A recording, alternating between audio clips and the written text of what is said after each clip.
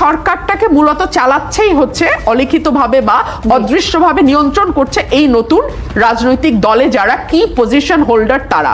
এবং এটা তো খুব মিথ্যাও নয়, দুদিন আগে একদম লিটারালি 2 দিন আগেই তো নাহিদ ইসলাম এই নতুন দলের যিনি আহ্বায়ক তিনি তো আসলে এই সরকারে ছিলেন এবং সরকারের অতি গুরুত্বপূর্ণ একজন উপদেষ্টা ছিলেন, এবং তার ব্যাপারে কথা বলতে গিয়ে প্রধান উপদেষ্টার প্রেস সচিব তিনি বলছেন যে তিনি ভবিষ্যতের প্রধানমন্ত্রী।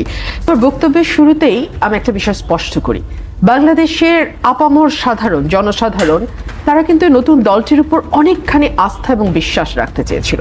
তারা সত্যিকার অর্থে বিশ্বাস করতে চেয়েছিল যে বাংলাদেশে একটি নতুন ধারার রাজনীতি সূচিত হতে যাচ্ছে। তারা আশা করেছিল বাংলাদেশে যেই ধারার রাজনীতি গত 50 বছর ধরে তারা দেখেছে এবং যেই ধারার রাজনীতির সঙ্গে বাংলাদেশের মানুষের জীবন ওতপ্রোতভাবে জড়িত, সেই ধারার রাজনীতি থেকে বেরিয়ে এসে নতুন একটা কিছু আমরা শুনতে পাবো। কিন্তু আমি গত 6 মাস খুব মাইনিউটলি ফলো করলাম যে আসলে তারা কি করতে চাইছে এবং তারা যা বলছে এবং তারা যা করছে এই দুটোর মধ্যে মিল কতটুকু, অমিল কতটুকু।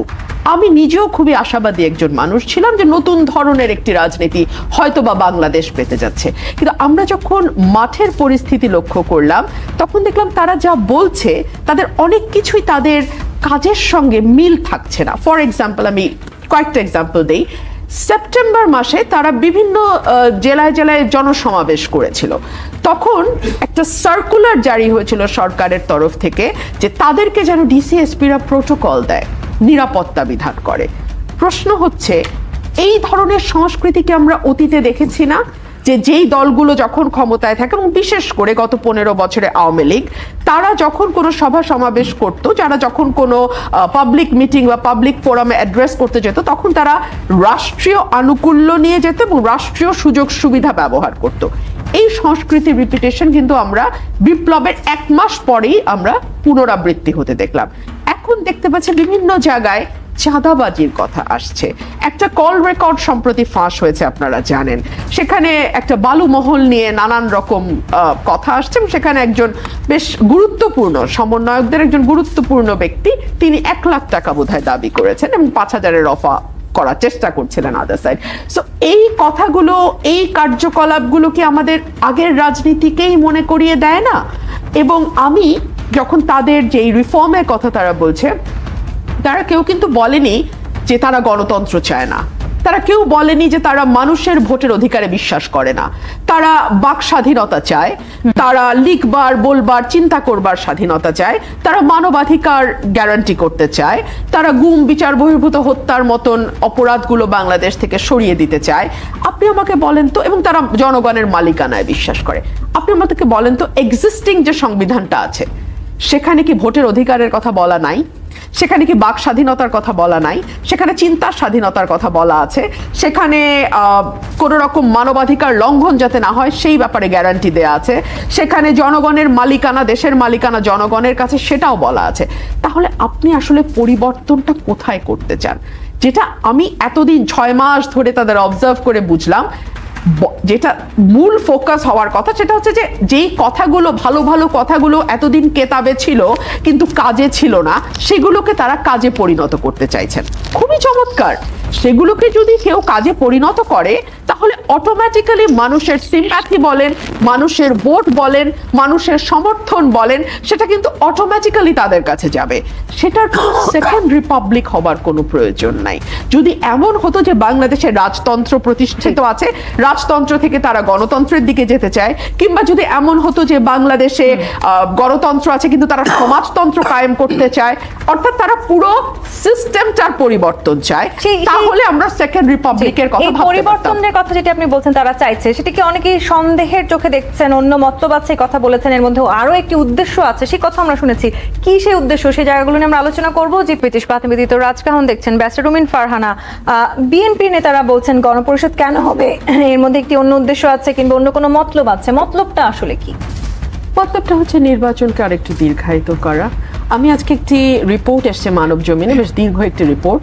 তারা বলছে যে রাজনৈতিক যে নতুন দলটি গঠিত হয়েছে তারা এখন কৌশলের দিকে বেশি মনোযোগ দিচ্ছে। তারা 3 ধরনের কমিটি করতে চাইছে। একটি কমিটি হচ্ছে তাদেরকে নিয়ে যারা নির্বাচন করবে এবং তারা তাদের এলাকায় চলে যাবে এবং এলাকা গোছানোর কাজ করবে।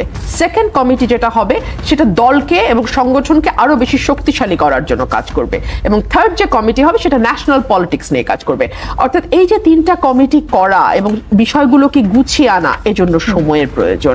300টি আসন, 300টি আসনে প্রার্থী ঠিক করা, সেই প্রার্থীদের একটা শক্ত বেস তৈরি করা, এই সকল কিছুর জন্য সময়ের প্রয়োজন। দেখুন, আমরা যারা একেবারে প্রত্যন্ত এলাকায় রাজনীতি করি, আমার এলাকা ব্রাহ্মণবাড়িয়ার একদম মানে কর্নারে সরাইল আশুগঞ্জে, আমাদের এখানে কিন্তু আমি কথা বলেছি মানুষের সাথে প্রচুর যে আপনারা নতুন রাজনৈতিক দল নিয়ে কি ভাবছেন, তাদের কোনো কমিটি এখানে আছে কিনা, কিংবা তাদের কোনো সমন্বয়ক বা নেতা এখানে আছে কিনা। ওরা কিন্তু এই ব্যাপারগুলো ঠিকঠাক মতো জানেই না। মানে ব্রাহ্মণবাড়িয়ার 6টা আসন, এই 6টা আসনে কম বেশি আমি কথা বলেছি মানুষের সাথে, তারা খুব বেশি ওয়াকিবহালি না। সো এরকম আমি একটা এলাকার কথা বলছি, এরকম তো আরো 300টা এলাকা আছে। সো সেই এলাকাগুলোতে তাদের শক্ত ফুটিং দেওয়া এবং সেখানে কাজ করা, মানুষের বিশ্বাস আস্থা অর্জন করা, এগুলো কিন্তু কঠিন ব্যাপার। দেখুন, আমি আমার ফার্স্ট সেগমেন্টে বিষয়টি তুলিনি, বাট এখন আমার কথার প্রয়োজনে তুলতে হচ্ছে। উমামা একটি কথা বলেছে যে মানুষ অত না বুঝলেও হয়। মানুষ কিন্তু সত্যি সেকেন্ড রিপাবলিক, প্রেসিডেন্ট আর প্রাইম মিনিস্টারের ক্ষমতার ভারসাম্য, আর্টিকেল 70, এগুলো নিয়ে একেবারেই চিন্তিত না। মানুষ এগুলো জানেও না, জানতে চায়ও না, খুব বেশি মানুষ বুঝতেও চায় না। আমরা যদি আরবান এলিট ক্লাস নিয়ে আলাপ করি সেটা একরকম আলাপ হবে, কিন্তু বাংলাদেশে আরবান এলিট ক্লাস কিন্তু 10%। এর বাইরে যে 90% মানুষ, যাদের ভোটও একটা, আপনার আমার ভোটও একটা, যারা 70 অনুচ্ছেদ নিয়ে গলা ফাটাই, সুতরাং তাদের ভোটটাকে, এই 90%-এর ভোটটাকে আপনি তুচ্ছ করে 10% নিয়ে পড়ে থাকলে হবে না। 90%-এর মূল কনসার্ন কি? তাদের মূল কনসার্ন হচ্ছে তারা জিনিসপত্র ঠিক মতো ন্যায্য দামে পাচ্ছে কিনা। তাদের মূল কনসার্ন তারা রমজান মাসে একটা ডিম তাদের পরিবারের প্রত্যেক সদস্যের ভাগে একটা করে ডিম দিতে পারছে কিনা। তাদের মূল কনসার্ন হচ্ছে আইন শৃঙ্খলা পরিস্থিতির কি অবস্থা, তারা রাত 10টা-11টার সময় নির্বিঘ্নে বাড়িতে একলা ফিরতে পারছে কিনা, মোবাইলটা এবং মানি ব্যাগটা সেভ আছে কিনা। তাদের মূল কনসার্ন হচ্ছে নারীরা সন্ধ্যার পরে বাড়ির বাইরে গিয়ে শপিং করে আবার বাড়িতে নিরাপদে ফিরতে পারছে কিনা। এই জায়গাগুলো তাদের মূল কনসার্ন ভাই। এর বাইরে বাংলাদেশে সেকেন্ড রিপাবলিক হচ্ছে না, থার্ড রিপাবলিক হচ্ছে না, অন্য রিপাবলিক, তাতে তাদের কিচ্ছু যায় আসে না। আপনারা এই জায়গাগুলোতে মানুষকে কতটা স্বস্তি দিতে পেরেছেন? আপনারা শব্দটা এ কারণেই বলছি যে পাবলিক পারসেপশন হচ্ছে এই যারা এখন নতুন দল গুছানোর কাজে ব্যস্ত, তারা এই সরকারের একটা ইন্টিগ্রাল পার্ট। কাগজে কলমে নয়, কাগজে কলমে এই সরকারের সঙ্গে এই রাজনৈতিক দলের তেমন কোনো সম্পর্ক নেই, কিন্তু পাবলিক পারসেপশন হচ্ছে, which is very important in politics, যে এই সরকারটাকে মূলত চালাচ্ছেই হচ্ছে অলিখিতভাবে বা অদৃশ্যভাবে নিয়ন্ত্রণ করছে এই নতুন রাজনৈতিক দলে যারা কি পজিশন হোল্ডার তারা। এবং এটা তো খুব মিথ্যাও নয়। 2 দিন আগেই, একদম লিটারালি 2 দিন আগেই তো নাহিদ ইসলাম, এই নতুন দলের যিনি আহ্বায়ক, তিনি তো আসলে এই সরকারে ছিলেন এবং সরকারের অতি গুরুত্বপূর্ণ একজন উপদেষ্টা ছিলেন, এবং তার ব্যাপারে কথা বলতে গিয়ে প্রধান উপদেষ্টার প্রেস সচিব তিনি বলছেন যে তিনি ভবিষ্যতের প্রধানমন্ত্রী। তো এই কথাগুলো তো সরকার থেকে আসছে, তিনি ভবিষ্যতের প্রধানমন্ত্রী, তাই না? তো সরকার এই দলটাকে এবং এই দলে যারা যুক্ত, দল তো আসলে বায়বীয় কোনো বিষয় নয় বা নীতির কথারও বই নয়, দল হচ্ছে মানুষকে নিয়ে দল। এই মানুষগুলোর ব্যাপারে এই সরকারের ধারণা তারা আগামীতে প্রধানমন্ত্রী হতে যাচ্ছে। সো এই সরকারের সঙ্গে এই মানুষগুলোকে আপনি আলাদা করতে পারবেন না। সো মানুষ দেখছে এই মানুষগুলোকে নিয়ে যে সরকারটি চলছে, তারা না দ্রব্যমূল্য নিয়ন্ত্রণ করতে পারছে, না জনজীবনে স্বস্তি দিতে পারছে, না নিরাপত্তা এনশিওর করতে পারছে। একদম সাধারণ মানুষ কি ভাবছে তৃণমূল পর্যায় পর্যন্ত সেটি জানাটা ভীষণ জরুরি। অ্যাবসলিউটলি, মানে পলিটিক্স করতে গেলে আপনাকে সেকেন্ড রিপাবলিকের চেয়ে অনেক বেশি গুরুত্বপূর্ণ সাধারণ মানুষ তার জীবনযাত্রাটা স্বস্তি দিয়ে চালাতে পারছে। এই বিতর্কের মধ্য দিয়ে আসলে বিএনপির সাথে বৈষম্যবিরোধী ছাত্র আন্দোলনে যে নেতারা রাজনৈতিক দল করেছেন তাদের এই দূরত্ব স্পষ্ট হচ্ছে, নাকি আসলে নতুন কিছুকে মেনে নিতে বিএনপির খানিকটা কষ্ট হচ্ছে? আচ্ছা দেখুন তো, এই নতুন রাজনৈতিক দল যে সংস্কারগুলোর কথা বলছে, ফ্যাসিবাদের বিলোপ, রাষ্ট্রপতি প্রধানমন্ত্রীর ক্ষমতার ভারসাম্য, প্রধানমন্ত্রীর হাতে এককভাবে এত ক্ষমতা থাকা উচিত নয়, দুবারের বেশি কারো প্রধানমন্ত্রী থাকা উচিত নয়, ৭০ অনুচ্ছেদের একটা সংশোধন, সংবিধানের কাটাছেড়া করে বা যেভাবে আপনি বলেন না কেন মানুষের যে মৌলিক অধিকারগুলো আছে সেগুলো একেবারে খুব স্ট্রংলি নিশ্চিত করার বিষয়, এগুলোকে বিএনপি বহু আগের থেকে বলে আসছে না? 2016 সালে যখন বিএনপি চেয়ারপারসন দেশনেত্রী বেগম খালেদা জিয়া ভিশন 2030 দিলেন, সেখানে আপনি যদি ভিশন 2030টা দেখেন আপনি দেখবেন সকল সংস্কার আজকে যেগুলো নতুন করে আবার দাবি করা হচ্ছে সেগুলো 16 সালেই বলা হচ্ছে, আজ থেকে 9 বছর আগে।